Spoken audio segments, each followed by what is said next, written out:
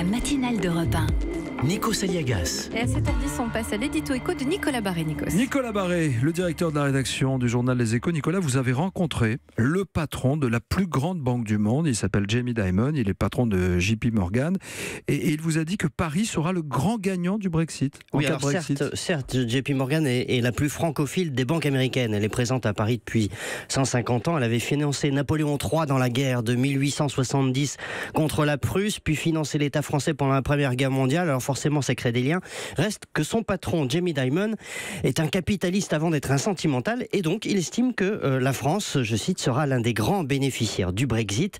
La banque d'ailleurs s'y prépare depuis de longs mois. Des centaines de personnes vont être déplacées de la City vers le continent, en France donc, et puis aussi en Allemagne également. Et il n'est pas le seul à faire ce choix, en fait.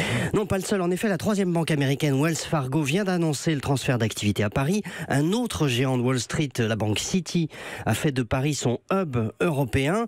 Et puis Morgan Stanley, Bank of America, Goldman Sachs, HSBC, etc., j'en passe, se renforcent aussi chez nous. L'objectif de Paris, c'est la création quand même de 10 000 nouveaux emplois. On en est déjà à la moitié.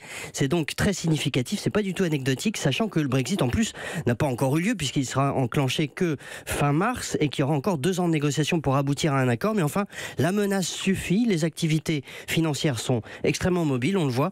D'autant que la France a fait ce qu'il faut pour attirer ses emplois. Le patron de JP Morgan estime que les réformes sociales, la stabilité juridique et puis des taux d'impôt qui ont été revus en baisse rendent aujourd'hui la France, je cite, attractive pour 10 ans. C'est quand même un joli compliment. Donc ça veut dire qu'il va falloir investir dans la pierre. Exactement, d'ailleurs les prix de l'immobilier montent à cause de ça.